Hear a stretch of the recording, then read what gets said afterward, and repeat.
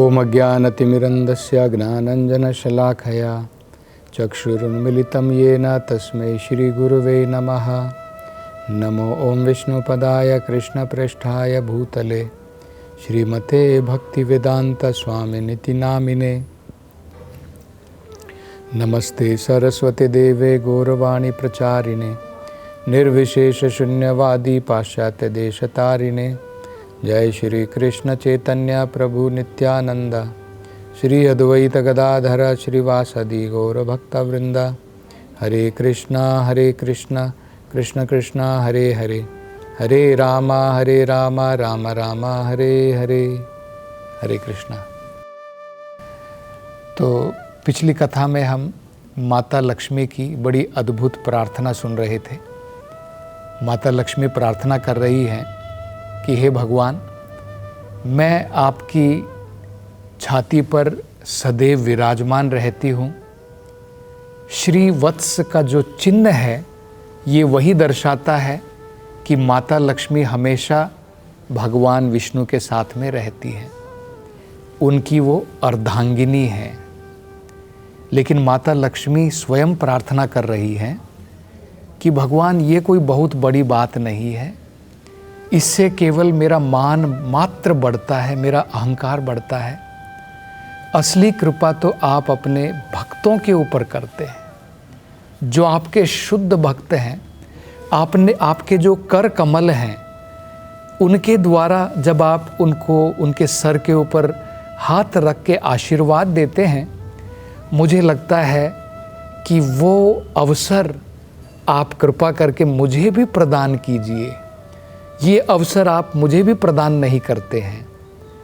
तो ये बड़ी सुंदर प्रार्थना भक्तों के विषय में माता लक्ष्मी ने की थी। तो उस विषय में हम चर्चा कर रहे थे।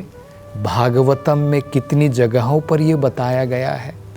जैसे एक हमने देखा था, भगवान जो है उद्धव से कह रहे हैं कि हे उद्धव, तुम मुझे इतने प्रिय हो कि ब्रह्मा भी मुझे उतने प्रिय नहीं है, शिव जी भी मुझे प्रिय हैं लेकिन उतने प्रिय नहीं हैं, और मेरे जो स्वयं के विस्तार हैं संकर्षण वो भी मुझे उतने प्रिय नहीं हैं। यहाँ तक कि मैं भी अपने आप को इतना प्रिय नहीं हूँ। मेरा शरीर भी मुझे अपना इतना प्रिय नहीं है जितने कि तुम मुझे प्रिय हो।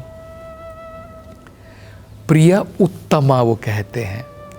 इसी प्रकार से हमने ये भी देखा था, शुकदेव गोस्वामी जी ने बताया था कि जो कृपा भगवान ने माता यशोदा को प्रदान की, उस प्रकार की कृपा न शिव जी को प्रदान की, न ब्रह्मा जी को प्रदान की, और न ही माता लक्ष्मी को प्रदान की।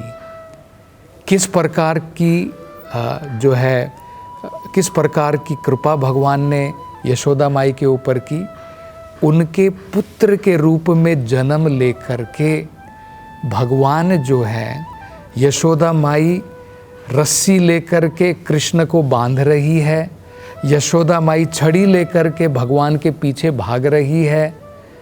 इस प्रकार की बहुत ही घनिष्ठ प्रकार का रस जो आनंद यशोदा माई भगवान के साथ में ले रही है, इस प्रकार का अवसर भगवान ने किसी को नहीं दिया है।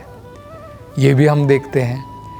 और एक हमने जो है प्रार्थना सुनी थी, जो स्वयं शुकदेव गोस्वामी जी कह रहे हैं भगवान से कि परीक्षित महाराज को ये बता रहे हैं कि भगवान ने जो है रास नृत्य के समय में जो अवसर गोपियों को प्रदान किया, गोपियों के साथ में भगवान ने जो है रास नृत्य रचाया, और अपने हाथों से, अपने कमल रूपी भुजाओं से भगवान ने इन गोपियों का आलिंगन किया।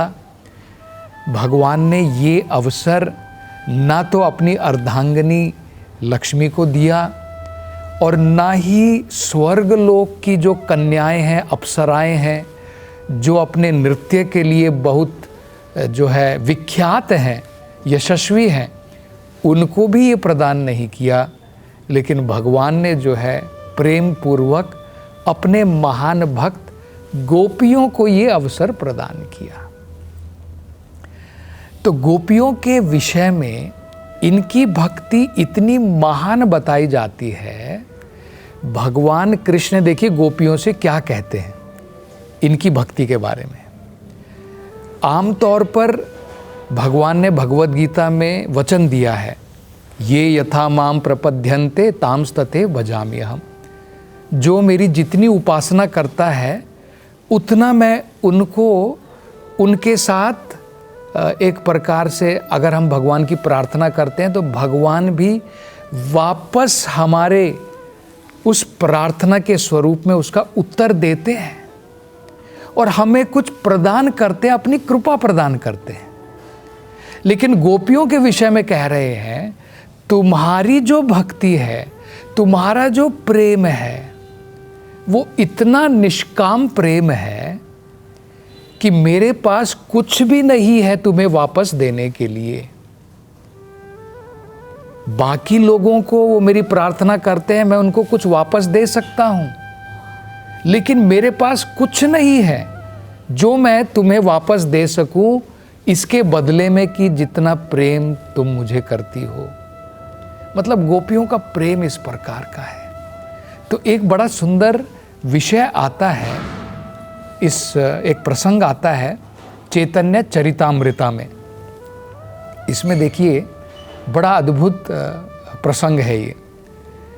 चैतन्य महाप्रभु जो स्वयं कृष्ण हैं और राधा रानी के भाव में एक भक्त के रूप में आए हैं। वो एक दक्षिण भारत में जब वो भ्रमण पर निकले थे तो श्रीरंगम मंदिर में उनकी मुलाकात जो है एक भगवान के महान, विष्णु के महान भक्त से हुई जिनका नाम था वेंकट भट्टा। तो वेंकट भट्टा के साथ में वो वार्तालाप कर रहे हैं। तो वार्तालाप करते करते कहते हैं, हे वेंकटा, तुम मुझे ये बताओ कि तुम्हारी पूजनीय जो लक्ष्मी जी हैं उनके बारे में कहा जाता है कि उनसे बढ़कर के कोई पतिव्रता नहीं है, उनसे बढ़कर के कोई पवित्र नहीं है। मतलब स्त्री जो है जब अपने पति को छोड़ करके बाकी किसी की तरफ भी उसकी अगर नज़र नहीं होती है तो पतिव्रता और बड़ी पवित्र कहलाती है। तो कहते हैं कि वो इतनी पतिव्रता हैं और उसके लिए सारे संसार में जानी जाती हैं, लेकिन फिर भी तुम्हारी माता लक्ष्मी जो तुम्हारी पूजनीय है वो मेरे कृष्ण के साथ रास उत्सव में, रास नृत्य में क्यों भाग लेना चाहती थी। तो वेंकट भट्टा कहते हैं, हे भगवान, हे चैतन्य महाप्रभु, इसमें कोई गलती नहीं है, क्योंकि भगवान कृष्ण में और भगवान विष्णु में कोई अंतर नहीं है। ये कोई दो अलग अलग पुरुष नहीं हैं, ये वही परम ब्रह्मन भगवान है, बस केवल दूसरी ड्रेस में है, दूसरे वेश में है। तो चैतन्य महाप्रभु कहते हैं, जो तुम कह रहे हो बिल्कुल ठीक है, लेकिन फिर भी जरा सोचो, गोपियां जो हैं वो भगवान कृष्ण को छोड़ करके वो विष्णु की आराधना में लगना भी नहीं चाहती हैं। और चैतन्य महाप्रभु उदाहरण देकर के भी बताते हैं कि जब रास नृत्य चल रहा था और जैसे ही भगवान वहाँ से कुछ क्षणों के लिए गायब हो गए रास नृत्य से, गोपियों का मन बिल्कुल टूट गया और भगवान को ढूंढ रही हैं, सब जगह पर ढूंढ रही हैं, झाड़ियों में ढूंढ रही हैं, जंगल में ढूंढ रही हैं। तब भगवान कृष्ण जो हैं, जो कहाँ पर छिपे हुए थे, जब गोपियाँ उनके पास में आई तो भगवान ने तुरंत जो है विष्णु का रूप धारण कर लिया, चार भुजाओं के साथ में। तो अब गोपियाँ तो कृष्ण को ढूंढ रही थी, तो ढूंढती ढूंढती आई और उन्होंने देखा कि अरे ये तो भगवान विष्णु है। उनको साक्षात प्रणाम करके उन्होंने कहा नहीं, ये हमारे कृष्ण नहीं है, ये तो भगवान विष्णु है, हमारे पूजनीय भगवान है। और वो चल दी। तो कहते हैं कि गोपियां जो हैं वो भगवान विष्णु का तो संग नहीं चाहती, लेकिन तुम्हारी लक्ष्मी जो है वो मेरे कृष्णा का संग क्यों चाहती है? रास नृत्य के लिए। ये जो है भगवान इस प्रकार से मजाक कर रहे थे वेंकट भट्टा के साथ में। तो वेंकट भट्टा कहते कि भगवान इसमें कोई अंतर नहीं है, केवल इतना अंतर है कि वही परम सत्य कृष्ण के रूप में जब वो हैं तो उनकी लीलाएं इतनी अद्भुत हैं कि वो लीलाएं अनेकों प्रकार से रस से भरी हुई है। इसलिए माता लक्ष्मी उस रस का पान करना चाहती थी। फिर कहते हैं ठीक है, माता लक्ष्मी जो है भगवान कृष्ण के उनका संग करके वो भी गोपियों की भांति रास नृत्य में भाग लेना चाहती थी।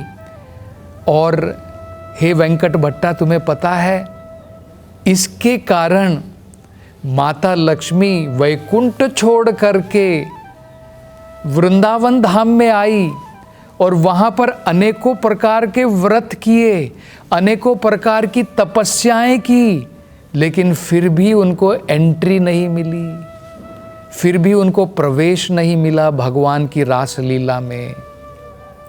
इसका क्या कारण है बताओ? तो वेंकट भट्टा बोले भगवान मैं तो एक छोटा जीव हूँ, आप स्वयं परम ब्रह्मन हैं। भगवान की लीला एक समुद्र के बराबर गहरी है, उनका अर्थ समझना मेरे लिए बहुत मुश्किल है। आप ही कृपा करके समझाइए, मेरी तो समझ के बाहर है।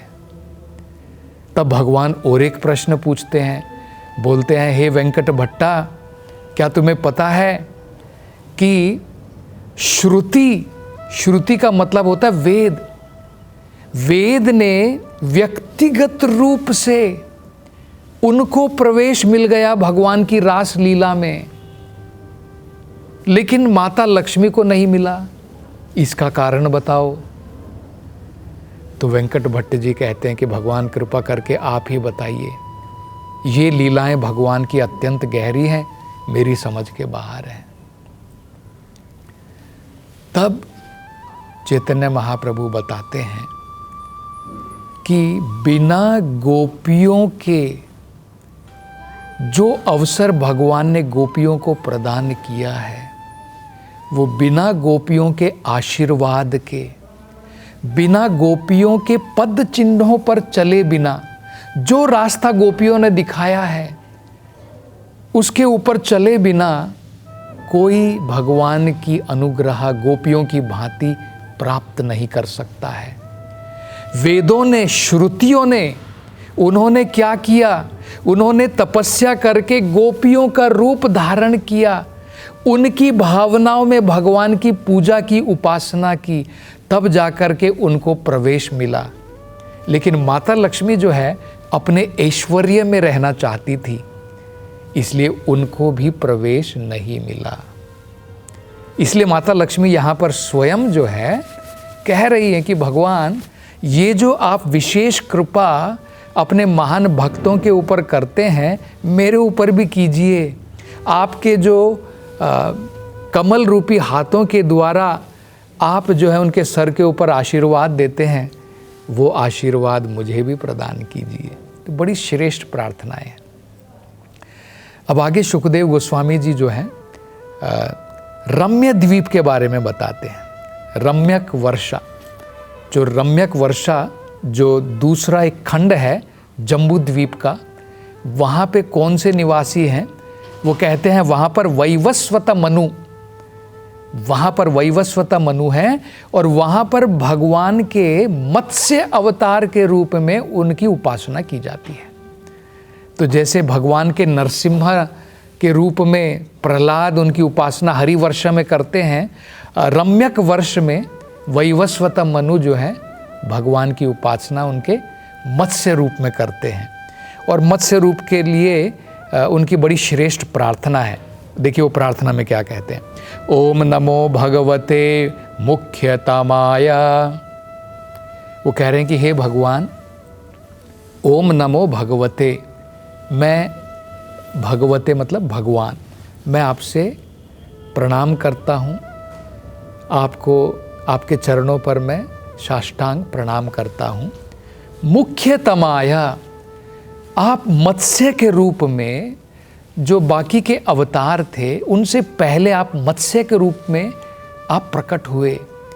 क्या हुआ था, जैसे ही भगवान ने सृष्टि का निर्माण किया तो ये सृष्टि जो है इसमें पानी बहुत भर गया था। तो उस समय में भगवान स्वयं मत्स्य के रूप में प्रकट हुए, क्योंकि मत्स्य के रूप में भगवान पानी में गए और भगवान ने वेदों का संरक्षण किया, वेदों की रक्षा की। तो इसलिए पहला अवतार भगवान का सृष्टि निर्माण होने के बाद में मत्स्य का बताया जाता है। नमः सत्वाय, ये बहुत महत्वपूर्ण। देखिए मत्स्य का अवतार है, लेकिन वो कह रहे हैं कि भगवान फिर भी आप शुद्ध सत्व गुण में हैं। आप एक शूकर के रूप में आते हैं, लेकिन फिर भी आप भगवान हैं, शूकर नहीं है, आप फिर भी शुद्ध सत्व गुण में हैं। प्रणय ओजसे, और वो कहते हैं मत्स्य के रूप में आप सभी की इंद्रियों की ताकत हैं। हमारी आँखों से हम लोग देखते हैं, हाथों से कार्य करते हैं, इन इंद्रियों में कुछ बल होता है, ताकत होती है। उसके आदि कौन है? भगवान के ये मत्स्य अवतार हैं। सहसे, सहसे का मतलब होता है मन की ताकत, इंद्रियों की ताकत, मन की ताकत, बलाया शरीर की ताकत। महामत्स्याय नमः इति, उन महान मत्स्य अवतार की मैं उपासना करता हूँ। तो और उनकी आगे क्या प्रार्थना है, इसकी हम चर्चा अगली कथा में करेंगे। हरे कृष्णा। त्रिवेणी का ये संगम सारे पाप हर जाता है, कुंभ नहीं वरदान है, मोक्ष द्वार कहलाता है। प्रयागराज की ये धरती संतों का यहाँ रेला है, कण कण में यहाँ ज्ञान भरा ये महाकुंभ का मेला है। अमृत का रस छलकाए वो महाकुंभ है, जहाँ आस्था की धारा वो महाकुंभ है। नमस्कार, मैं हूँ सुरेश वाडकर। पवित्र त्रिवेणी संगम पर महाकुंभ मेला एक स्वर्णिम अवसर लेकर आया है, लेकिन हर कोई प्रयागराज नहीं पहुंच पाता। ऐसे भक्तों के लिए वृंदावन चंद्रोदय मंदिर एक विशेष मानसी स्नान और हवन सेवा का आयोजन कर रहा है। चलो साथ मिलकर इस स्वर्णिम अवसर का लाभ उठाएं, महाकुंभ में भाग लेने के साथ साथ चंद्रोदय मंदिर बनाएं। हरे कृष्ण।